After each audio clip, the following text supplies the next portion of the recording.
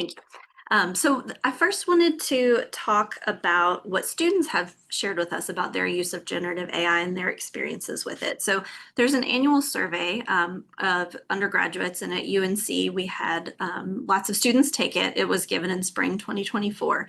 And for the first time, this survey included questions on AI. Slide, please.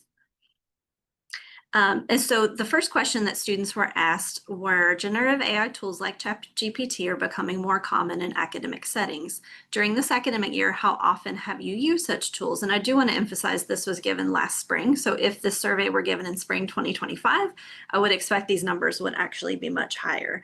So for the survey, about a quarter of undergraduates said they don't use Gen AI tools at all at that point. The majority said, a few times per year, a few times per month, but I'm maybe not a heavy, or a few times per month or week rather, not a super heavy user. And then there's a smaller subset that were power users and they do use it daily. So this was an interesting response. Slide, please. Thanks. Another question that was asked of students is what tasks you use tools like ChatGPT for in your academic work. And the top three that students responded are in bold, but researching topics, brainstorming for a writing project or presentation, and then studying for exams.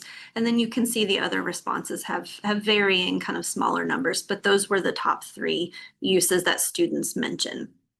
Slide, please. The third question was, to what extent do you agree or disagree with the following statements about the use of these tools in academic coursework? And this was really interesting to see and validating. So over 90% of the students said that their professors had discussed with them what the AI policies were, when it was appropriate to use or not, and that they understood them. Those policies were clearly communicated. Also, high numbers responded that they understand how Gen AI works, how it generates responses. And the last two were very interesting to me, that a big majority, 94%, said they understand how use of Gen AI can both enhance their learning, but also be detrimental.